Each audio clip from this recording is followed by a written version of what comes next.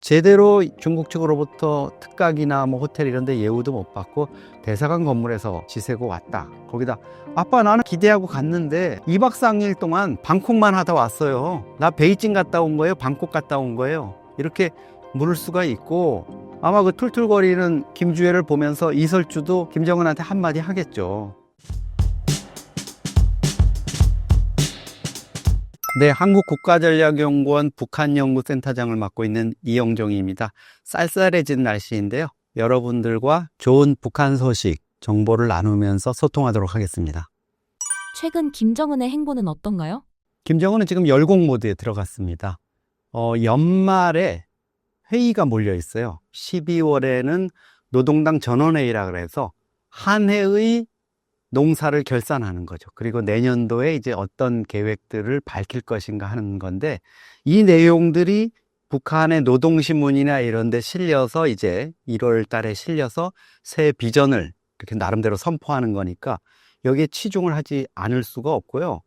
특히 북한은 이 노동당 중심으로 움직이는 국가 체제이기 때문에 노동당 총비서인 김정은이 이 회의에 그냥 건성건성 참여하지는 않습니다. 대충 가서 회의 지켜보고 뭐 간부들이 하는 거 이런 게 아니고 길게는 4박 5일 동안 회의를 하는데요. 김정은이가 8시간, 9시간 연설을 합니다.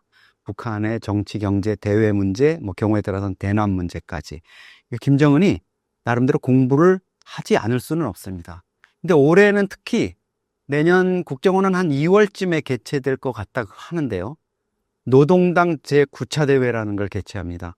이거는 5년마다 북한이 당대회를 여는데 2021년 8차 대회에서 정말 굵직한 얘기들, 뭐 핵잠수함 만들겠다, 군사정찰위성 만들겠다, 여러 가지 거물급, 메가톤급 이런 아이디어, 계획 이런 것들을 내놓았거든요.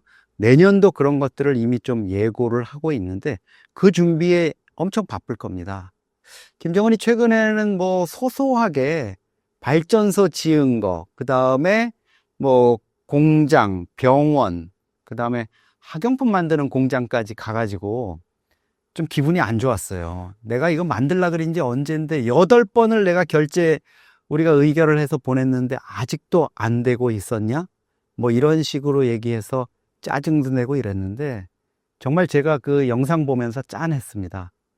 발전소라고 뭐 거창하게 김정은까지 참석해가지고 준공식을 했는데 요만한 발전기 2개 있고 2사람이 개인 PC 놓고 앉아가지고 그게 통제실이라고 앉아 있었어요. 그러니까 우리로 말하면 군단 위에 자그마한 그냥 수력 발전소인데 그런 것들을 성과라고 내세울 정도로 북한이 지금 어려운 상황에 몰려 있고 김정은도 아마 이런 거 보면서 많은 열패감, 열등감, 고립감을 느낄 겁니다. 왜냐하면 이재명 대통령이나 뭐 푸틴 대통령 또 트럼프, 시진핑 전부 모여가지고 뭐 AI가 어떻고 미래 뭐가 어떻고 기후변화가 어떻고 이런 얘기 하고 있는데 대한민국에서는 젠슨왕이 와가지고 삼성전자 또 현대자동차 오너들하고 뭐 치맥하고 이러는데 김정은은 이런 무대에 낄 아무런 아이디어도 없고 지위도 없고 뭔가 내세울 만한 화제거리가 없는 거예요.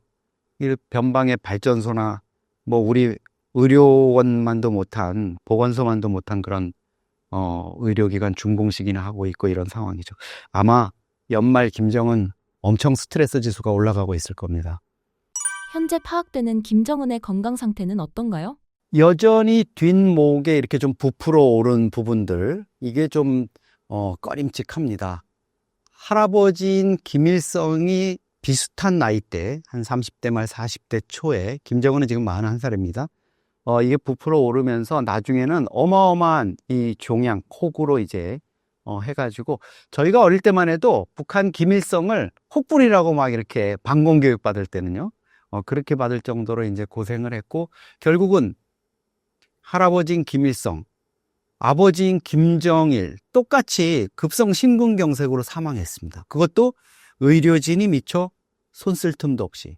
북한이 어떤 체제입니까? 수령, 유일, 지배 뭐 이렇게 해서 정말 그 김일성, 김정일, 김정은을 위해서는 모든 의료 세상에 좋다는 걸 다 먹고 치료하고 뭐 이렇게 하는데 손도 못 써보고 최고 지도자가 2대에 걸쳐서 급성 심근경색으로 죽었다?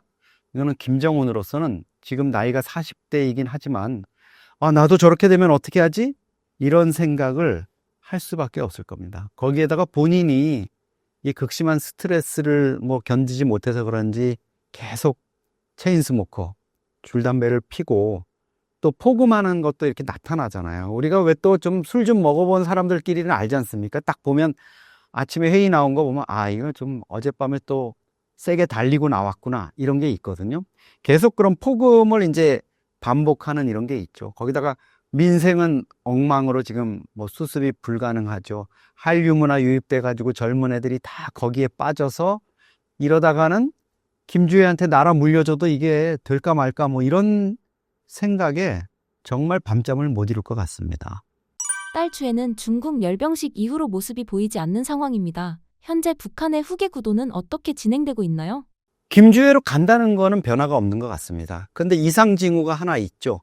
지난 9월 3일 날 베이징에서 열린 중국 전승절 80주년 행사에 김정은이가 딸 주애를 데리고 다녀왔는데 2박 3일로. 그 뒤로 행방이 지금 묘연합니다. 공개 석상에 이렇게 오래 안 나온 거는 아주 이례적인데요. 김주혜 입장에서는 아빠를 좀 원망하고 있을 것 같아요. 중국에 갔으면 시진핑 만나는데도 좀 가보고, 그 다음에 중국의 첨단 과학기술 단지라든가 어디 발전된 곳, 농업 과학기술 이런 데 좀 가서라도 보고, 하다못해 어린애니까 놀이공원이라도 좀 데려가 가지고 관람할 수 있게 이렇게 해줬어야 되는데 2박 3일 동안 우리 정보당국이 파악한 바에 따르면 숙소인 베이징에 북한 대사관 건물에서 나오지를 못했어요. 이 사업을 배우신 20대 청년부터 60대 자영업 사장님까지 자기 건물 하나 없이 공간 사업을 운영하면서 월급보다도 더 많은 수익을 내고 있습니다. 선착순으로 모집하니까 서둘러 주세요. 거기가 북한 대사관, 베이징 대사관이 넓기는 하다 그랬지만 거기 주거단지가 형편없을 거 아닙니까? 제대로 중국 측으로부터 특각이나 호텔 이런 데 예우도 못 받고 대사관 건물에서 지새고 왔다. 거기다 아빠 나는 갔는데 기대하고 갔는데 아빠가 같이 가자 그래서 갔는데 2박 3일 동안 방콕만 하다 왔어요. 나 베이징 갔다 온 거예요? 방콕 갔다 온 거예요? 이렇게 물을 수가 있고 아마 그 툴툴거리는 김주혜를 보면서 이설주도 김정은한테 한마디 하겠죠. 아니 뭘 어떻게 했길래 애가 이렇게 불만이냐. 사실은 김주혜는 베이징 측으로부터 시진핑이나 중국의 지도부로부터 환영을 받지 못한 손님이었던 것 같아요. 그러니까 김주혜가 나타나서 현지 언론이나 매체들 또 외신들까지 전부 김주혜에게 시선이 쏠리고 이러다 보면 잘못하면 자기가 차려놓은 전승절 80주년, 자기의 중화인민공화국의 어떤 리더십 이런 것들을 보여주려는 자리가 씬스틸러 김주혜에 의해 가지고 망쳐지는 이런 상황을 중국 관영 매체 이런 데서는 좀 우려를 했는지 완전 속된 말로 개무시를 당하고 왔다 이런 느낌을 받을 겁니다. 주애는 김정은과 다르게 기존 할아버지를 모방하는 모습 대신 매번 색다른 모습으로 등장했는데 전략적인 행동이라고 볼 수 있을까요? 그렇죠. 9살인 2022년에 등장을 해가지고 이제 3년이 됐습니다. 12살이에요. 김정은이가 요즘 무슨 얘기를 하냐면 10년만 더 라는 얘기를 해요. 경제건설 이런 거 하면서 계속 연설할 때마다 앞으로 10년 우리가 이렇게 더 열심히 해보자. 아마 12월 전원회의나 내년 초 당대회에서도 이거를 강조할 겁니다. 10년이라는 게 김주혜가 성년이 되는 시기와 맞물려 있다고 볼 수 있습니다. 그때쯤 되면 김정은도 후계자인 주애가 성년이 되고 이렇게 하면서 조금 마음의 여유를 찾을 수 있지 않을까 이런 거를 좀 염두에 둔 것 같고요. 일단 김주애를 지금 내보내지는 않고 있는데 북한은 2022년 11월에 주애를 처음 등장시킨 이후에 그 첫째는 빈도를 조절합니다. 나오는 횟수를 너무 노출이 좀 심했나? 그럼 좀 잠시 좀 은둔을 시키자 그랬다가 두 번째로는 빈도를 맞추는 것과 함께 이제 잠시 쉬었다가 나타날 때는 또 폭풍 성장한 모습을 보여줘요. 12살짜리 아이라고는 믿기 힘들 정도로 한 20세 성인인 것처럼 이렇게 막 머리도 웨이브를 만들고 화장도 하고 굽 높은 구두도 신고 또 12살 아이한테 뭐 약간 여성스러운 이런 옷 패션 스타일을 만들어주는 이런 것들이 고도의 전략 깔려 있다고 이렇게 볼 수 있습니다. 그래서 김주애를 아빠 손을 잡고 나왔던 어린아이에서 지금 혼자 아빠의 뒤를 보자 하는 마치 그런 모습을 연출하고 있지 않습니까? 앞으로 김주애가 이제 곧 다시 나타나게 된다면은 아마 후계 수업을 받는 이미지, 이런 것들로 연출을 할 가능성이 높습니다. 예를 들어서 아버지가 뭐 어디 공장이나 군사시설을 가면 뒤에 가만히 서 있는 게 아니라 질문을 한다거나 같이 나란히 서서 설명을 듣는다거나 이런 것들을 통해 가지고 아마 새로운 이미지를 또 구축해 나갈 거, 이렇게 볼 수 있겠습니다. 최근 해외에서 김한솔이 움직이기 시작했다는 관측도 나오는 것 같은데요. 김주애의 부재로 후계 경쟁이 김한솔 등 다른 인물로 확산될 가능성이 있을까요? 북한 체제의 미래와 관련해서 어떤 상황이 생겨서 김씨 일가, 특히 이제 김정은과 그 직계 있지 않습니까? 김주애뿐만 아니라 그 형제들, 또 김여정이나 이런 모든 세력들이 마땅치 않아서 대안 세력을 찾아야 될 때, 이때는 김한솔이가 1순위로 거론이 될 수가 있습니다. 김한솔은 1995년생, 올해 30살이고요. 파리 정치대학에서 공부를 하고 해외에서 오랜 생활을 해가지고 국제감각, 아주 뭐 영어도 유창하게 잘하고 또 자유민주주의에 대한 어떤 신념도 있습니다. 그래서 김정은이 처음에 집권했을 때 삼촌 저렇게 독재하면 안 된다, 이런 식의 언급을 했고요. 뭐 그러다 보니까 이제 김한솔의 아버지 김정은의 이복형인 김정남은 2017년에 이제 암살을 당하는 이런 상황을 맞았습니다만, 유행이 천리만 민방위라는 반북 세력 집단에 의해서 이제 구출이 돼서 탈출을 할 수 있었고, 지금은 2017년 이후에 8년 동안 아무리 전 세계 그 유력 언론들이 찾아도 흔적도 없거든요. 이 정도일 때는 확률은 딱 한 가지입니다. 가능성은 미국 CIA가 보호하고 있는 거죠. 거의 증인 보호 프로그램이나 아니면 옛날에 정말 마피아, 뭐 법정에서 증언했던 사람들 숨겨주듯이 이 정도로 철저한 보안을 하고 있는데, 북한에서 어떤 특정 상황이 벌어져서 만약에 대안 세력, 북한 체제가 김씨 일가가 내려오는 어떤 그런 독재 체제가 아니라 그것과는 조금 민주화된 체제, 그렇지만은 완전히 제3세력에 의해서 뭐 군부가 한다든가 아니면 완전히 자유민주주의 체제로 바뀌어가지고 다른 지도자가, 제3의 지도자가 된다, 이게 아니라 북한 주민들이 받아들일 수 있는 김씨 일가, 그러니까 세뇌당한 그 북한 주민들이 그래도 지도자는 김씨 집안에서 해야지, 이런 상황인데 그동안 김정은 이쪽 여긴 너무 심했어, 좀 다른 사람 없나 할 때는 김한솔이 저는 유력하게 떠오를 수 있을 거라고 봅니다. 만약 김정은의 급변 사태가 온다면 김여정이 임시 통치자 혹은 실질 후계자로 떠오를 가능성에 대해서는 어떻게 생각하시나요?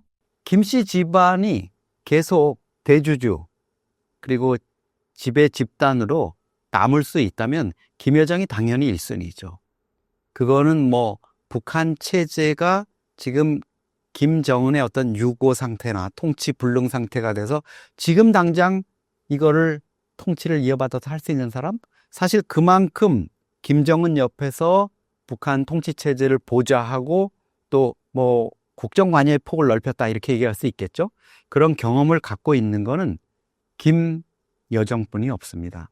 그래서 김여정이가 사실은 노동당 규약이나 이런 데 보면 김정은 노동당 총비서의 유고시의 역할을 대신할 제1비서 자리를 만든 적이 있는데, 그 자리를 북한이 누가 맡고 있다고는 아무런 얘기를 안 했지만 김여정이 그 자리를 맡고 있는 걸로 저희는 추정을 하고 있습니다. 그렇기 때문에 그 당의 어떤 규정, 규약에 의해서도 김여정이 물려받게 되는데요. 그러면 김여정은 김정은의 후계자냐? 그렇지는 않습니다. 북한의 후계자 논리에 따르면 후계자는 수령과 대를 달리해야 된다고 하고 있기 때문에 그 수령과 대가 다른 김주애나 그 형제들이 하는 게 사실은 세습이라고 할 수 있죠. 계승이라고 할 수 있고. 그러면 김여정은 뭐냐? 그 과정에서 어떤 브릿지 역할을 하는 3.5세대 인물이다. 이렇게 볼 수 있습니다. 또한 여기서 이제 유의해야 될 거는 김여정이 만약에 오빠의 유고 때문에 권력을 넘겨받아서 자기가 전권을 휘두르게 된다면 전국을 관리하고 통치하고 이러다가 그거를 정말 어니스트하게 조카인 김주희한테 넘겨주고 대관식을 치를 거냐? 그거는 아닐 수가 있습니다. 김여정도 자기 아이 김주혜보다는 조금 어리지만 남자아이 여자아이 있거든요. 그러면 뭐 권력이라는 게 형제 사이에서도 나누지 않는 거 당연하고 뭐 피해 숙청까지 이렇게 부르는 건데 그렇게 되면 이제 김여정의 시대가 열릴 가능성도 있습니다. 김여정의 자식들은 매스컴에 나온 적이 있나요? 김여정이 사실 흥미로운 거는 자기의 자식, 남자아이 조금 한 7살 정도 된 아이, 여자아이 한 9살 정도 된 아이를 북한 미디어에 벌써 2번이나 노출을 시켰어요. 물론 공식적으로 이게 김여정이 아들이다 딸이다 이렇게 얘기는 안 했는데요. 작년 말에 올 1월 1일 신년 축하 행사를 위해서 12월 31일 날 평양에 이제 대형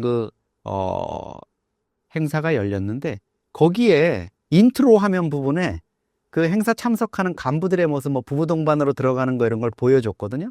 근데 김여정이가 웬 남자아이 여자아이를 데리고 이렇게 손을 잡고 들어가는 장면이 나타났어요. 그거는 뭐 100% 아들, 딸이라고 볼 수 있고요. 올해 또 4월 달에 북한에서 신형 구축함 진수식을 하는 데서도 앞부분에 그 영상, 아이들을 데리고 들어가는 장면이 싹 나오더라고요. 그래서 이거를 보는 김정은이는 어떤 느낌을 받았을까? 그런 생각을 좀 해봤어요. 이건 아마 그 김여정의 허락 없이는 김여정 아이의 사진 이런 거 영상을 누가 임의대로 막 북한 조선중앙TV에 한미정보당국도 볼 수 있는 거기에 노출을 시키겠습니까? 이건 아마 뭐 김정은이가 그거를 허락을 했는지 그냥 임의적으로 했는지 모르지만 김여정이 나도 우리 아들, 딸 있어요 하는 메시지를 2번이나 시그널을 좀 보낸 게 아닌가 이런 생각도 하게 됩니다. 최근 환율이 4만 원까지 치솟고 주민 경제는 무너진 상황인데도 북한에서 막대한 현금을 장악한 세력이 있다는데 어떤 집단인가요? 근데 이런 환율이나 뭐 유통, 물자 유통 이런 걸 통해서 엄청난 부를 축적하는 겁니다. 환율만 해도 벌써 달러당 8,000원에서 북한 돈 4만 원으로까지 올랐잖아요. 짧은 시간에. 이런 상황이라면 이제 북한 돈은 거의 이제 휴지가 되는 거고 달러나 위안화나 이런 것들을 손에 쥘 수 있는 소위 말하는 돈주, 쩐주들의 이제 힘이 막강해지는 겁니다. 기존에는 이제 이 유통망을 장악하고 북한 장마당에서 장사를 하고 있는 이 쩐주들, 돈주들의 파워가 커서 이들이 이제 신흥 부유 세력으로 떴는데 최근에는 북한에서 각광받는 신수종 사업, 여기에 손을 대가지고 엄청난 부를 축적하는 젊은 엘리트들이 늘고 있습니다. 예를 들면 이런 거죠. 북한에 지금 기존에는 자전거를 타고 이동하는 게 많았는데 최근 북한 영상 보면 전기 자전거 같은 게 지금 많이 나타나요. 전동 킥보드까지도 눈에 띕니다. 이게 어떻게 보면 북한에서도 그 모빌리티에 대한 어떤 변화, 욕구 이런 것들이 있는 거거든요. 이 틈을 타서 거기와 관련한 어떤 자재 장비를 중국에서 수입한다거나 그리고 자전거를 뭐 수리해 주는 거, 배터리를 교체해 주는 거 이런 것들로 막대한 부를 거머쥔 50대 부부가 최근에 북한 당국에 의해 가지고 공개 처형을 당했다는 소식이 있었습니다. 이 부부는 막대한 돈을 벌어서 아주 주변으로부터 부러움을 샀는데 북한 당국 입장에서는 이거를 그냥 놔두면 안 되겠는데 이런 판단을 한 것 같아요. 그래서 반동사상문화배격법 이게 이제 외부의 한국 드라마나 영화 같은 거 북한에 들여와서 몰래 보게 하거나 이러는 거에 걸리거든요. 단순 시청만 해도 5년에서 징역 15년. 그 다음에 사람들이 이렇게 보도록 이렇게 조직하거나 이러면은 예외 없이 사형에 처하게 돼 있는 무시무시한 형벌인데 아마 거기에 걸린 것 같아요. 그것보다도 물론 이 부부 같은 경우에는 이 부를 축적해 가는 과정에서 좀 당국하고 갈등을 빚었다거나 아니면 실세들하고의 어떤 갈등, 그 다음에 상권이나 이권을 놓고 다툼을 벌이는 이런 신흥 부유 세력이니까 아마 든든한 배경이 없었으니까 이렇게 됐을 수가 있고요. 특히 북한 체제를 떠받드는 어떤 뇌물 구조, 이런 것들에 좀 희생양이 됐을 수도 있습니다. 평양의 아파트 택시 자가용 사업 이권은 현재 누가 관리하고 있나요? 네, 아파트 같은 경우에는 북한에서도 지금 선분양 방식의 아파트 건립이 이루어지고 있다고 합니다.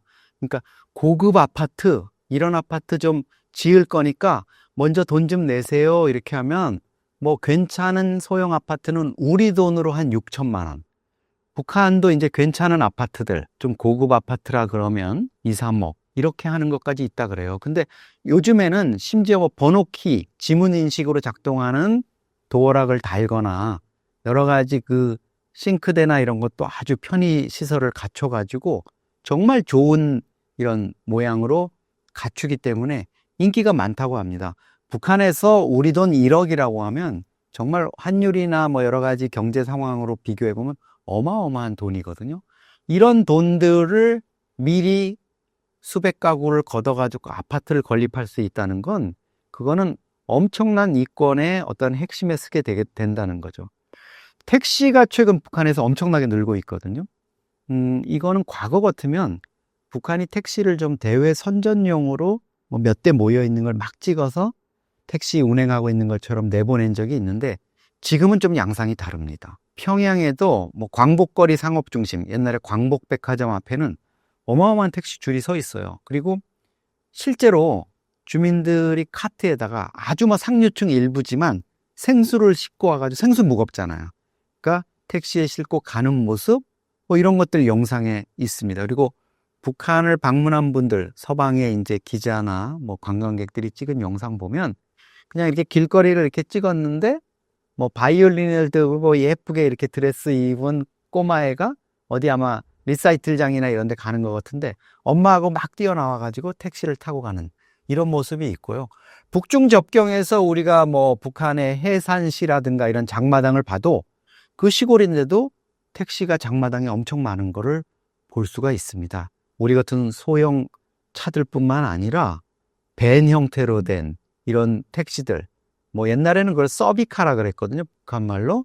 그러니까 돈을 주고 어디까지 실어다 주는 이런 차들이었는데 이런 것들이 이제 정식 택시로 많이 나타나고 있는데 이게 KKG라는 말하자면 이 회사, 그룹에서 운영을 해요. 이게 금강산 개발 총회사라는 데인데 이 회사가 워낙 택시를 운영해가지고 이제 돈을 엄청나게 벌어들이고 있으니까 이게 평양에서는 김정은 부인 이설주 집안이 이거를 이권을 갖고 있다. 이런 소문이 돌아가지고 한동안 그게 좀 파다하게 번진 적도 있습니다.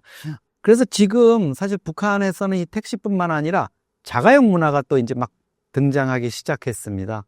과거에는 북한에서 자가용 등록이라는 건 상상을 할 수 없었어요. 자기가 재력이 돼서 뭐 일제 중고차라든가 중국에서 뭐 비아드 중고차를 수입해가지고 자기가 보유를 하고 굴릴 수 있다 그래도 등록이 안 되니까 기관이나 기업 속 공장 뭐 이런 데다가 등록해 놓고 자기가 몰래 쓰는 거였거든요. 근데 최근에 평양에서는 이제 택시뿐만 아니라 이 자가용을 공식 등록하게 해가지고 노란 번호판을 달게 한답니다. 우리는 영업용인 택시가 사실은 노란 번호판인데 북한에서는 노란색이 자가용 번호판이기 때문에 이게 이제 사람들한테 선망의 대상이 되고 있다 그래요. 야, 자가용이라니. 뭐 우리 60, 70년대도 사실은 그런 게 있었죠. 그때 자가용이 있는 사람들이라면 정말 어마어마한 특권층이었으니까요. 그런 모습으로 지금 번져가면서 어떻게 보면 이제 북한의 이런 새로 등장하는 뭐 아파트, 택시, 자가용 이런 거의 이권들이 북한 권력층이 이제 골고루 이렇게 나눠 갖는 이런 상황이 되고 있고요. 그 과정에서 자기가 좀 재주 있다고 돈 벌었다고 그 속된 말로 나대다가는 그 50대 공개 처형당한 부부처럼 그렇게 비참한 종말을 맞게 되는 겁니다.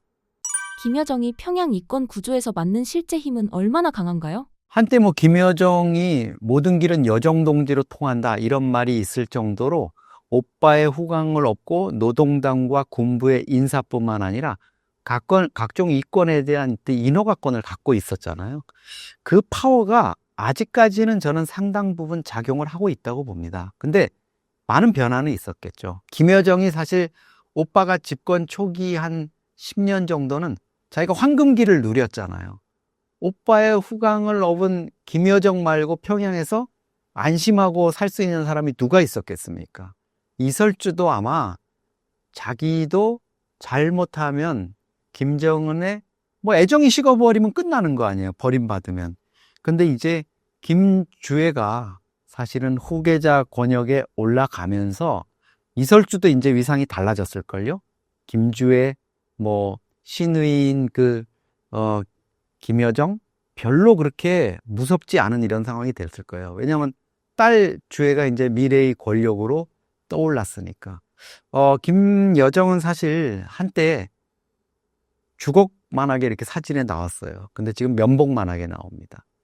저 멀리 이제 떨어져서 오빠와 딸, 자기가 조카한테 밀려났잖아요. 조카 김주애한테. 김주애를 이렇게 멀리서 부러운 듯이 혹은 무관심한 듯이 쳐다보는 이런 상황으로 줄어들었는데요. 그렇다고 해서 오빠가 여동생 하나뿐이 없는데 거기 이권을 다 뺏고 이런 억하심정이 있지는 않으니까 그런 상황은 아니고 상당히 좀 절제된 상황에서의 어떤 권력 이런 것들을 누리고 병원이라든가 발전소라든가 이런 건설 말씀드리고 있습니다만 그런 데서의 어떤 이권이라든가 또 자재 장비와 관련한 부분이라든가 이런 것들에 좀 개입을 하고 있겠죠. 사실상 평양을 장악한 거대 카르텔이 있다고 하는데 이 카르텔의 정체는 무엇인가요? 대표적인 게 이제 봉화조를 들 수 있습니다. 봉화조의 존재는 사실 미국의 이제 뉴욕타임스에서 보도를 하면서 처음 알려졌는데요. 당연히 그 정보는 미 정보 당국인 CIA에서 나온 거겠죠. 그러니까 어느 정도 정확하다고 할 수 있는데, 다만 저도 이제 북한의 그 봉화조 활동을 하고 있는 그 멤버를 이제 제3국에서 만난 적이 있었어요. 근데 이렇게 설명합니다. 봉화조라는 게 무슨 중국의 태자당처럼 그 2, 3세대들이 모여가지고 그냥 놀고 먹고 이렇게 권세 부리는 이런 조직은 아니다. 그리고 동호회처럼 그냥 모여가지고 자기네들 잘난 척하는 그런 자리가 아니고 약간 그 젊은 2, 3세대들이 모여서 과학기술과 관련한 외부 정보라든가 이런 거에 대해서 좀 얘기하고 이렇게 하는 조직인데, 중요한 거는 이제 이 사람들이 진짜 프라이드나 자존심이 엄청 세더라고요. 그래서 결국은 자기들이 북한 체제가 좋은 리더십만 만나고 대북 제재라든가 이런 것들을 좀 넘어서고 핵과 미사일 위주의 어떤 그런 부분이 아니라면은 자기네들도 핵을 만들고 ICBM을 쏘고 이런 기술이 있기 때문에 우리도 조선민주주의 인민공화국도 한국처럼 북한판 삼성전자나 북한판 현대자동차 만들 수 있는 것 아니냐. 우리가 보면 좀 코웃음 칠 일이지만 그만큼 이제 또 자신감도 있고 어떻게 보면 약간의 허풍기도 있기는 하지만 어쨌든 그 자존심, 그거 하나로 먹고 사는 사람들이니까요. 그런 부분이 이제 좀 있다는 걸 느꼈습니다. 그리고 이제 그 외에는 사실 봉화조 외에도 그 거대한 카르텔이 있죠. 그게 이권 카르텔이에요. 경제 이권 카르텔. 그러니까 결국은 이권에 개입해서 그게 뇌물 구조든 인허가권이든 아니면 해외에서 뭐를 도입해 오는 거, 아니면 북한의 석탄이라든가 송이버섯이라든가 물자를 해외에 판매하는 거, 이런 과정에서 이제 무역회사라든가 이런 걸 끼고 이권을 챙기는 거다, 이렇게 볼 수 있습니다. 거기서 핵심은 사실 이중가격제인데요. 이게 사회주의에서는 아주 전형적인 겁니다. 그러니까 북한에서 생산하는 대표적인 특산품인 들쭉술이 쉽게 말하면 우리가 가면은 한 병에 100불 받는데 한국이나 외국 관광객한테는 자기네들 가격으로 하면 우리는 100불이면은 14만 원, 15만 원이잖아요. 근데 자기네들 내부 사실 유통하고 이러면은 그 시세로 볼 때 정말 한 병에 1,000원도 안 하는 거예요. 그러면 이 가격 차이가 엄청나지 않습니까? 그러면 예를 들어서 평양 순환공항의 면세점에 내가 있다거나 아니면 고려 호텔에 있는 외국인 상점에 내가 근무하는데 들쭉술이 10,000병이 팔렸어요. 근데 그 10,000병을 달러로 받고 한 병에 100불씩 팔았는데, 그러면 공장에서 10,000병을 해외에서 면세 가격으로 판 것처럼 이렇게 해놓고는, 외국인한테 판 것처럼 하고는 5,000병은 갖다가 채워놓고, 공장장하고 짜가지고 5,000병은 갖다 채워놓고 5,000병만 판 것처럼 허위로 하는 거죠. 그래서 5,000병 나머지 값, 그 막대한 달러를 챙기는 이런 구조, 이런 것들에 의해 가지고 이제 되는데, 이게 중국의 사실 개혁개방 초기에도 태자당들이 이제 공항 면세점이나 이런 데서 이런 장사를 해가지고 뭐 마오따이니 이런 거 그렇게 팔아서 어마어마한 부를 축적했거든요. 그런 카르텔이 아마 이 특권층 2, 3세대들의 배를 불리고 있는 이런 구조인 것 같습니다. 평양에서 와이파이를 통해 한국과 통화한다는 이야기가 있는데 이런 외부 정보 유입이 북한 청년층과 체제 안정성에 어떤 영향을 줄까요? 북한에도 570만 대의 핸드폰이 보급돼 있거든요. 이거 좀 아이러니한데요. 저희는 사실 그 핸드폰을 북한이 허용할까? 이렇게 반신반의했는데, 이 정도로 보급이 됐습니다. 2,500만 주민인데 570만 대면 어마어마하게 보급이 된 거죠. 근데 치명적인 거는 이 핸드폰이 인터넷과 연결이 안 된다는 거죠. 여러분, 그 스마트폰이 인터넷과 연결 안 된 스마트폰 생각해 보셨습니까? 그냥 그거는 뭐, 그냥 전화하고 문자 주고받는 그 정도 통신 기능밖에는 이제 못 하는 건데, 결국은 이 와이파이가 된다는 거는 지금 뭐, 북한의 그 대동강 구역에 있는 외교단지나 이런 데서 일부 하다가 최근에 이제 평양 중심가에서 서비스가 됐다. 그리고 저도 이제 직접 얘기를 들었는데, 평양에 갔던 어떤 외국인 관광객분이, 그분 뭐 한국하고도 이제 교류가 있는 분인데, 한국에 있는 지인한테 와이파이를 이용해가지고 자기 핸드폰을 이제 접속을 시켜가지고 한국에 있는 분하고 뭐 카톡으로 대화를 했다. 사진을 보냈다. 뭐 이런 얘기가 지금 이제 흘러나오고 있고, 어느 정도 지금 북한도 와이파이 시범 사업의 필요성은 느끼고 있는 것 같아요. 근데 이게 이제 앞으로 어떻게 전개될지는 이제 쉽게 예단할 수는 없지만, 결국은 북한이 이제 어느 순간 되면 이 인터넷이라든가 최소한 이제 좀 제한적으로 이렇게 자기네들이 통제할 수 있는 와이파이의 허용, 이런 것들을 이제 고민해야 될 시기가 올 거라고 봅니다. 뭐 아무리 거기에 외국인이라든가 외교관들 이런 사람들을 위해서 전용 인터넷망을 깔아놓고 있다 그러지만, 북한 주민들이, 특히 신세대들이 조금 그런 욕망, 외부 정보에 대한 욕망, 인터넷에 대한 접속 이런 것들을 원하고 이제 알아가는 시기가 올 건데, 북한이 그거를 마냥 억누르기만 한 어려운 그런 상황이 올 거라고 봅니다. 아직 탈북민 송금 루트가 여전히 작동하며 북한 내부로 돈과 영상이 오고 가나요? 저도 코로나 때문에 이 라인이 죽었을 줄 알았는데, 정말 우리가 가족을 향한 어떤 끈끈한 그 가족 사랑, 그리고 북한의 가족들, 어떻게 해서든지 내가 한 푼이라도 보내서 먹여 살려야 되겠다는 그 본능적인 욕망, 이런 것들이 이런 상황을 가능하게 하는 것 같습니다. 코로나 시기를 맞으면서 북중 접경, 뭐 북한과 중국 모두 사람이 오가는 걸 철저히 막았기 때문에 사실 이 부분이 많이 위축됐고, 수수료도 과거에 20, 30%에서 지금 40%까지 올랐다 그러거든요. 과연 그런데 이게 정상적으로 운용이 될까 이랬는데, 최근에 제가 그 입수한 영상을 보니까 북한의 가족들에게 여기서 정말 뭐 탈북민 여성분들 설거지하고 뭐 식당에서 이렇게 한 거 정말 많은 돈도 아닙니다. 뭐 100만 원, 200만 원. 근데 100만 원, 200만 원 여러분, 월급쟁이가 100만 원, 200만 원 따로 만들어서 북한 가족한테 보내려면 사실 쉽지 않거든요. 근데 이분들은 그걸 하시더라고요. 여기서 정말 굶어 가시면서도 북한에 두고 온 부모님이나 경우에 따라서 뭐 형제들한테 이렇게 보내는데, 이게 이제 여기에서 물론 한국에 있는 브로커분도 일정 부분 뭐 한 10% 정도 수수료를 먹고, 중국에 있는 분이 이제 돈주죠. 그분이 한 20% 정도를 먹는 것 같고, 또 북한 내에서 북한에 있는 가족한테 돈을 전달해 주는 중국 화교나 이런 분이 있어요. 브로커가. 이분이 또 10%를 먹고 해서 사실 40%를 뗍니다. 여러분들 생각에는 그 전달해 주는데 수수료를 40% 먹으면 날강도 아니야? 이렇게 생각하실 수도 있는데, 걸렸을 때의 리스크라든가 이런 것들을 생각해 보면 40% 정도는 내가 기꺼이 낼 수 있다. 이렇게 탈북민 분들이 이제 먼저 얘기를 하세요. 근데 지금 특이한 거는 과거 같으면 이제 돈을 여기서 보내고 북한 가족들한테 나중에 전달됐다는 거를 핸드폰으로 확인을 하게 되거든요. 근데 경우에 따라서는 그게 먼저 보내니까 떼이는 경우가 많았지 않습니까? 이게 이제 너무 문제가 되고 사람들이 꺼리다 보니까 먼저 중국에 있는 돈주가 돈을 들여보내가지고 그 중국 화교가 북한에 있는 여기 탈북민분의 가족한테 돈을 전달합니다. 그래서 그 돈이 중국 위안화가 얼마인지 뭐 1000위안이다, 10,000위안이다 이걸 쉬는 거를 영상으로 찍어요.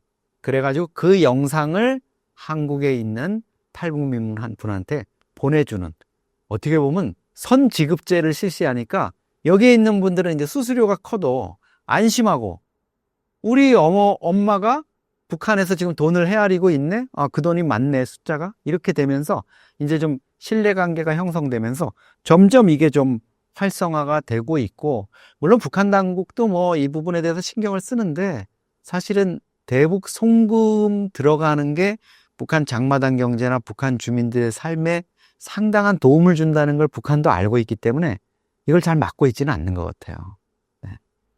지금 북한과 러시아 사이의 실제 분위기, 그리고 푸틴과 김정은의 관계는 틀어진 상태라고 생각해도 될까요? 지난 여름 그렇게 뜨겁던 김정은과 푸틴의 브로맨스가 가을, 겨울이 되면서 싸늘하게 좀 식어가는 것 같습니다. 사실은 북러 간에 지금 어떤 중대한 뭐 진전이 있다거나 다시 푸틴과 김정은이 만나서 우크라이나 문제라든가 또 북한군의 현지 파견 문제라든가 이런 부분에 대해서 뭐 추가적으로 논의한다거나, 혹은 푸틴이 김정은의 어떤 그동안의 노력에 대한 반대급부로 뭐를 큰 선물을 준다거나 이런 소식이 전혀 안 들립니다. 이거는 김정은으로서는 무척 실망스러운 상황일 수 있고요. 북러 관계가 쉽게 말하면 푸틴이 화장실 가기 전과 다녀온 후 마음이 바뀌어버린 거라고 볼 수 있습니다. 푸틴 입장에서는 김정은이 자기가 어려울 때, 그러니까 쿠르스크 지역을 러시아가 뺏겨가지고 정말 망신스러운 상황일 때 북한군이 투입돼서 이거를 탈환을 시켜준 점, 지난 2월이었죠. 그런 부분에 대해서는 분명히 고마워하는데, 그렇다고 김정은 네가 원하고 있는 핵 기술과 관련한 부분, 그 다음에 대륙간 탄도미사일 ICBM의 마지막 결정적 기술인 대기권 나갔다가 재진입하는 기술로 전용될 수 있는 군사정찰위성 기술이나 이런 것들을 호락호락 다 넘겨주기는 어렵다. 특히 김정은이 요즘 관심 쓰고 있는 핵 잠수함 관련한 부분이라든가 이거 다 줬다가는 내가 뒷감당이 안 되고 나도 시진핑이나 또 트럼프한테 후달릴 수 있잖아. 이런 느낌을 받고 있는 것 같아요. 김정은으로서는 지금 상당히 좀 낭패인 상황? 이걸 어떻게 푸틴으로부터 좀 받아낼 걸 받아내고, 말하자면 우크라이나 파병에 대한 출구 작전을 지금 짜야 되는데, 받을 걸 받지 못한 상태에서 어떤 매듭을 짓거나 이러기는 쉽지 않은 상황이고요. 우크라이나 러시아 전쟁이 지금 뭐 종전 분위기까지 이렇게 고조되고 이렇게 하면서 김정은 입장에서는 자칫하면 전쟁 종전 이 무드에 휘말려 가지고 관심 밖으로 밀려나는, 푸틴과 뭐 트럼프, 젤렌스키가 종전 협정에 매달리면서 지금 김정은에 대한 어떤 계산, 결산 이런 거는 좀 잊어버리는 게 아닌가, 이런 불안감이 있을 것 같습니다. 북러 거래가 루블 결제로 이루어지면서 실질적 대가가 북한에 들어오지 않는다는 말이 사실인가요? 김정은 입장에서는 지금 낭패를 보고 있는 겁니다. 왜냐하면 뭐 국제기구라든가 이런 데서 그 추산을 한 거에 따르면 13조 원 정도의 포탄이나 또 병력이라든가 여러 가지 물자, 유무형으로 계산해서 이만큼의 그 지원이 러시아로 이루어졌는데, 푸틴으로부터 김정은이 받은 거는 1조 정도밖에 안 된다는 거예요. 뭐 10%도 챙기지 못한 이런 불균형적인 어떤 거래, 이런 부분에 이제 문제가 나타나고 있고요.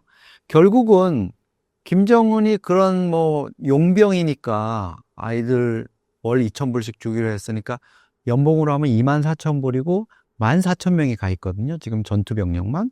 그러면 거기에 대한 1년치 작년 10월 중순에 보냈으니까 그 돈만 하면 뭐 몇백억 원이 되는 이런 돈이거든요.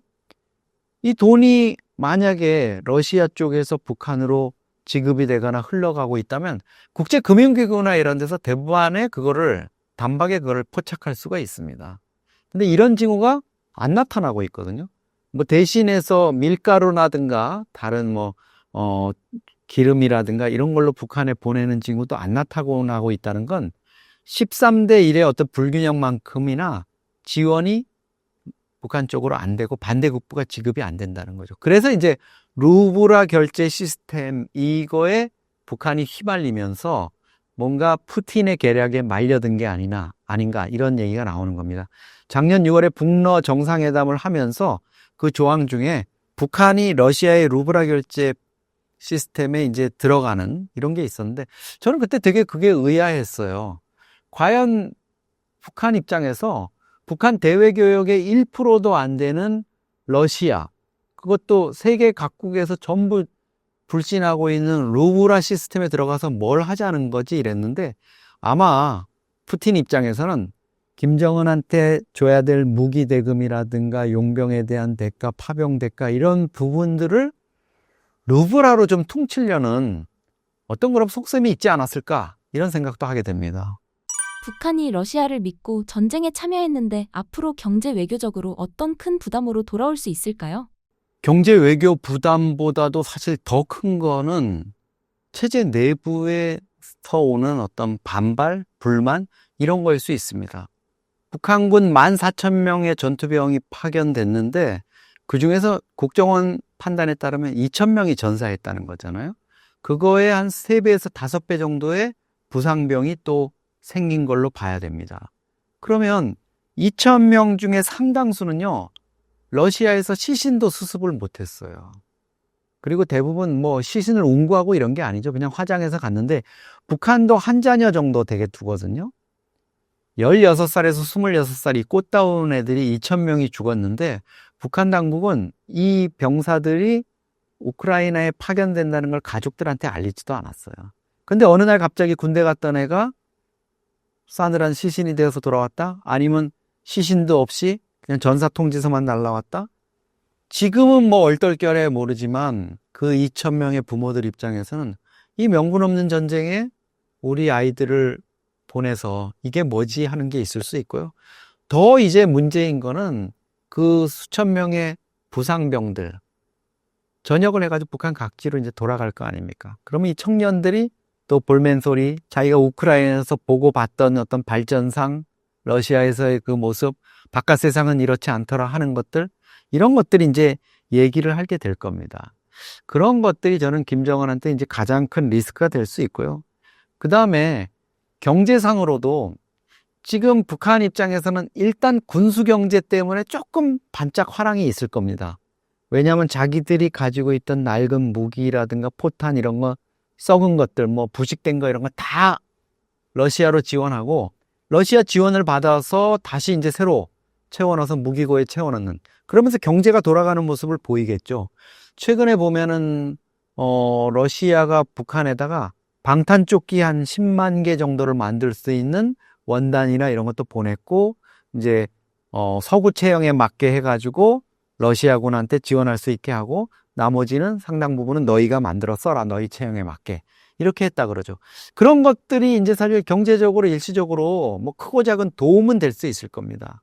근데 과연 북한 경제가 그런 걸로 뭐가 눈에 띄는 차라리 엄청난 반대급부가 좀 주어지거나 주민들이 좀 배고픔을 잊을 수 있게 러시아산 밀가루라도 대량 들어와서 야 이제 그래도 배고픔은 면했다. 이렇게 되는 것도 지금 아니잖아요. 거기다가 이제 정치적으로도 마찬가지죠. 국제사회로부터 북한이 우크라이나 전쟁의 용병으로 투입됐다는 이런 오명은 앞으로도 계속 이어질 거고요. 젤렌스키나 우크라이나 입장에서는 종전 이후에도 저는 우크라이나가 반드시 그렇게 할 거라고 봅니다. 김정은에 대한 끊임없는 리해 시도를 할 겁니다. 왜냐하면 북한과 러시아가 특히 우크라이나가 러시아의 영토인 쿠르스크 지역을 점령하고 그게 아주 든든한 협상 카드였는데 북한이 개입하면서 그게 무산되게 됐잖아요. 그러면 교전 상대국의 최고 지도자인 또 군사령관인 김정은은 우크라이나 입장에서는 언제든지 참수를 하거나 제거를 할 수 있는 이런 명분이 있거든요. 아마 뭐 우크라이나 참전 이후에 김정은에 대한 경호가 부쩍 강화된 것들, 이런 것들이 그런 것과도 저는 영향이 있을 수 있다고 보고요. 북러 간의 어떤 뭐 교류라든가 이런 것들이 점차 시들해지는 거, 여러 가지 리스크, 뭐 중국하고의 관계, 푸틴하고의 관계 이런 것들을 좀 무릅쓰고 국제사회 비난을 무릅쓰고 러시아를 도왔는데 결국 손익계산서를 따져보면 김정은 입장에서 그렇게 남는 장사를 했다 이렇게 보기는 어려울 것 같습니다. 북러 군사 협력이 이제 끝났다는 분석에 대해선 어떻게 생각하시나요? 북러 간에 사실 협력할 게 별로 없습니다. 제가 보기에는 김정은이 집권한 이후에도 러시아하고의 관계에서 뭔가 두드러진 이거는 협력 괜찮은 거네 하는 게 없었습니다. 북러 간의 교류 중에서 사실은 차지하는 게 북한의 대외교역에서 1% 미만이고요. 중국은 반대로 북한의 대외교역에서 80%에서 90%, 코로나 때는 95%, 거의 대부분을 중국에 의지하는 이런 상황인데 북러 간에 글쎄요. 우크라이나 전쟁까지 이제 종전 국면 들어가면서 좀 여유로워진 혹은 북한에 대해서 좀 냉랭해진 푸틴을 상대로 해가지고 뭘 더 얻어낼 수 있을까? 이거는 좀 회의적으로 보고 있습니다. 앞으로 두 나라 관계는 어떻게 흘러갈까요? 이제 우크라이나 전쟁이 사실 내년 2월까지 가게 되면 이게 4년이 됩니다. 6.25 전쟁보다 더 길게 돼 있고요. 처음에 저희는 푸틴이 우크라이나 침공했을 때 뭐 몇 달이면은 저건 무너지는 거 아니야 이랬는데 지금 3년 넘게 전쟁이 4년 가까이 이어지고 있습니다. 북러 관계는 종전이 되면은 지금과는 분위기가 완전히 다르게 전개될 거라고 봅니다. 물론 러시아는 많은 립 서비스를 북한에다 할 겁니다. 뭐 혈맹이고 우리를 도와준 그런 집단이라는 거. 최근에 북한군이 러시아 쿠르스크 지역에서 지금 지뢰 제거 작업이라든가 여러 가지 전술 교리 개발이라든가 이런 것들을 지금 하고 있거든요. 그리고 그 쿠르스크 지역 시가지를 복구하는 것도 김정은이가 이제 공병 1,000명하고 또 군인 건설자 5,000명이라서 한 6,000명을 보냈어요. 그 인력들이 지금 하고 있습니다. 러시아 너무 좋아하죠. 자기네들이 막대한 희생을 치르면서 해야 될 지뢰 작업을 북한군들이 와가지고 정말 용맹하게 뭐 죽음을 무릅쓰고 막 하잖아요. 엄청난 아마 그 부상자가 생기고 사상자가 생길 텐데 그럼에도 불구하고 러시아가 해주니까 러시아 군인들이 나와가지고 뭐 홍보 영상 찍어가지고 막 대단한 듯이 이렇게 영웅처럼 치켜 세우는데 그거는 립서비스고요. 결국은 그런 거에 대한 북한이 받아들일 만한 게 너무 없지 않느냐 이런 상황에서 북러 관계는 글쎄요 그럭저럭 뭐 혈맹 관계인 것처럼 이렇게 가겠지만 다시 북중 관계가 김정은의 어떤 요구에 의해 가지고 강조되면서 북러 관계는 점차 이제 상징적인 이런 단계로 넘어갈 거고요. 지금 국가 간의 관계라는 게 결국 경제로 묶여져야 뭐가 이게 유지가 되는 건데 북러 간에는 경제로 묶여질 수 있는 게 아무것도 없습니다. 최근 중국이 북한을 대하는 태도가 예전과 다르다는 평가가 많습니다. 지금 북중 관계의 실제 분위기는 어떻다고 보십니까? 북중 간에 미묘한 불신과 거리감이 느껴져요. 김정은을 바라보는 시진핑의 시선도 정말 그런 것 같고요. 김정은도 뭔가 중국에 다시 좀 북중 관계를 회복하기 위한 시그널을 보내면서도 뭔가 꺼림칙해하는 이런 모습이 느껴집니다. 북중 관계를 서로 전략적 동맹이다, 뭐 혈맹이다 이렇게 얘기했지만 김정은의 외도 때문에 이게 좀 헝클어진 것 같습니다. 사실 뭐 시진핑 입장에서 보면 김정은이가 중국의 어떤 지원을 받아서 그동안 15년 동안 통치를 해오고 어려운 상황에서 중국의 도움을 정치적으로 경제적으로 받아왔는데 어느 날 갑자기 집을 뛰쳐나가가지고 푸틴이라는 아이를 만나더니 북러 관계가 최고야 이러면서 돌아다니니까 시진핑 입장에서는 기분이 많이 상했겠죠. 근데 이제 김정은이가 다시 돌아와서 지난 9월 이제 중국 전승절 80주년 행사에 참석을 계기로 해서 뭔가 변신을 꾀했기 때문에 시진핑 입장에서는 자기가 차린 잔치상에 찾아온 김정은을 그냥 뭐 거기서 냉랭하게 대할 수는 없었잖아요. 그렇지만은 북중 관계 또 김정은의 어떤 푸틴과의 어떤 그동안의 관계라든가 이런 부분에 대해서 분명하게 결산을 하고 넘어갈 것 같고요. 그 과정에서 북한과 중국 사이에 일정한 좀 불협화음, 냉랭함 이런 것들은 불가피할 것 같습니다. 앞서 후계 구도 관련한 질문과 더불어 중국이 김주애를 공식적으로 예우하지 않는 이유는 무엇일까요? 인정하기 싫은 것 같습니다. 사회주의의 대망신이다 이렇게도 생각을 하는 것 같아요. 웬 세습이냐 속으로 이런 생각할 겁니다. 중국은 뭐 시진핑도 그렇고 그 이전에 뭐 후진타오라든가 이런 중국 공산당의 총서기 그리고 국가주석 두 개를 이제 되게 겸합니다만 그 과정이 공산당에서 오랫동안 뭐 지방관리나 아니면 청년당원으로 양성을 시켜가지고 검증되고 숙청과 정치적 파동을 다 이겨낸 사람을 정말 마지막에 이제 자기네들의 최고 지도자로 뽑는 이런 모습이지 않습니까? 근데 북한은 지금 3대에 걸쳐서 80년 동안 세습을 해오더니 드디어 12살짜리 아이까지 내세워가지고 저 모양 저 난리를 피는구나. 이런 모습이 북한한테는 좋을 수가 없을 것 같아요. 특히 이제 김정은이 좀 무례했죠. 시진핑이 9월에 전승절 행사를 해가지고 푸틴도 부르고 뭐 여러 해가지고 자기의 리더십을 과시하려는 그 자리에 떡하니 전용 열차로 베이징에 나타났는데 딸 주애를 뒤에 데리고 왔어요. 그러면 이거는 현지 언론이나 이런 데서 김주애한테 시선이 쏠리게 되면 이 씬스틸러가 되면은 잔치상 망가지는 거거든요. 시진핑 입장에서는 그런 부분이 기분 나빴을 수 있고요. 어떻게 보면 사회주의의 어떤 그런 영상이라 그러거든요. 자기네들 말로는 이미지. 이런 것들이 결정적으로 이것 때문에 흐려질 수 있겠다. 쉽게 말하면 김정은 얘랑 좀 말 섞었다가는 나도 저 김주애 같은 애 데리고 저 후계 노름하는 절인데 말려드는 거 아니야? 이런 좀 거리감을 두기 시작한 것 같아요. 그렇지 않아도 지금 북러 밀착 때문에 시진핑 친구가 불편한데 김정은이는 지금 자기 딸 데리고 가서 뭐 딸바보 노릇하려는 것도 아니고 이런 모습을 보였기 때문에 이 냉랭함, 베이징 당국의 김주애에 대한 어떤 냉랭함 이런 게 표출된 것 같습니다. 중국이 김정은을 국제 무대에서 사실상 단독 플레이로 밀어내는 듯한데 이런 태도를 보이는 전략적 이유가 있을까요? 대북 영향력을 유지해야 되겠다는 베이징 지도부의 생각은 사실 분명할 거예요. 뭐 김정은이가 어떤 좀 말도 안 되는 행동을 한다 그래도 끌어안고 가야 된다. 아유 저거 어쩌겠냐. 밉지만 다독이면서 가야지 이런 생각은 있을 겁니다.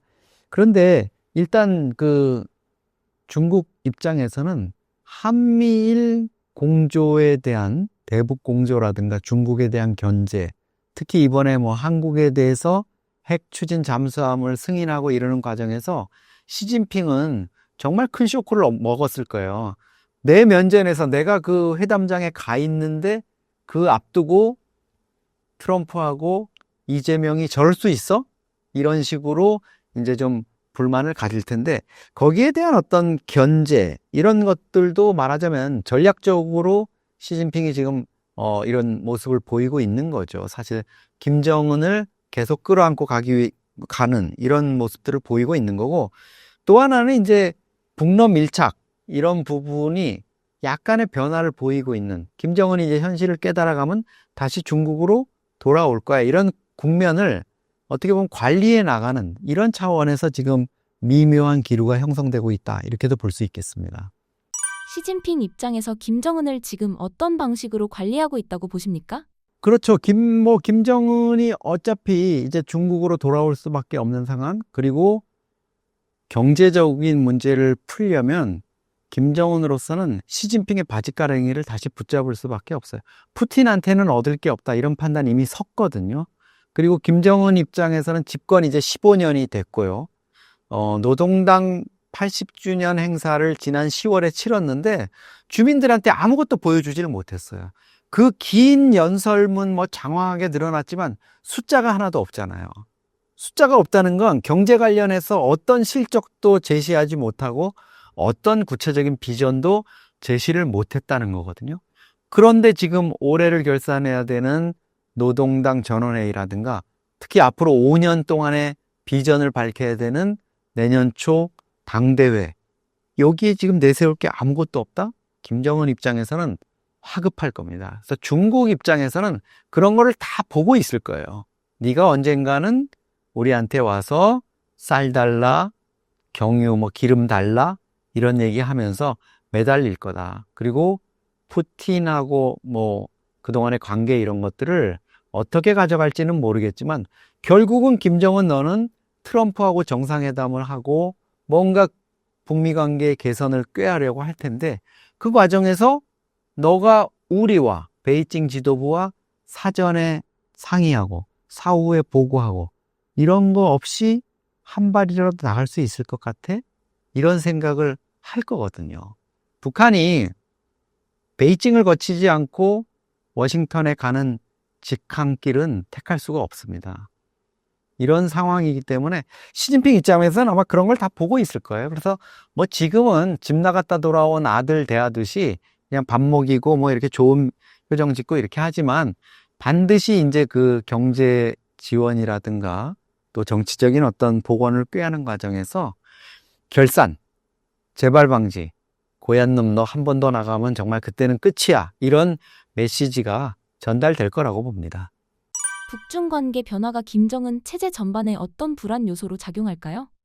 일단 중국의 그 변화된 모습들 있잖아요. 놀랍게 지금 변화하고 있는 모습들. 그러니까 여전히 공산주의 체제고 통제가 이루어지고 있지만 경제적으로 성장하는 부분들, 그다음에 젊은 청년 세대들이 지금 신세대들이 이제 중국에서도 자라나면서 그런 어떤 AI라든가 이런 신기술에 대한 개발 이런 부분들이 상당히 이전보다는 역동적으로 지금 움직이고 있잖아요. 그리고 K컬처라든가 K팝, K푸드, K뷰티까지 해가지고 이 K자 붙은 문화가 K방산 빼고 모두 지금 중국의 문을 두드리거나 중국 젊은이들을 흔들고 있거든요. 이런 것들이 결국은 북한 체제, 북중 접경을 통해서건 어떤 시스템을 통해서건 들어가는 거는 이제 시간 문제라고 보고 있는 것 같아요. 그래서 김정은 입장에서는 지금 상당히 이 부분에 대해서 불안 요소를 느낄 거고 이거를 막지 못했다가는 이걸 효율적으로 관리 못했다가는 김주의 딸한테 권력을 넘기고 이러는 건 상상도 못하겠다 이런 생각을 하면서 아마도 제가 보기에는 지금 반동사상문화 배격법이라는 걸로 철저히 통제를 하고 또 사회주의 이런 것들을 지키기 위한 기동타격대 이런 것들까지 만들어 가지고 과시를 하고 있지만 근본적인 북한 체제의 어떤 체제 유지 이런 것들을 위한 방안들 이런 게 내년 초 노동당 9차 대회 이런 곳에서 아마 제시가 되지 않을까 이렇게 전망을 하고 있습니다. 신사임당 시청자분들을 위한 한마디 부탁드릴게요. 네, 남북 관계는 여전히 풀릴 기미가 보이지 않고 있는데요. 우리의 주변 강국들은 북한 또 한반도 문제를 가지고 정말 엄청나게 치열한 수싸움을 하고 있습니다. 앞으로 여러분들과 계속 같이 지켜보면서 한반도 통일 또 우리의 국익을 극대화하기 위한 방안을 함께 고민해 보도록 하겠습니다.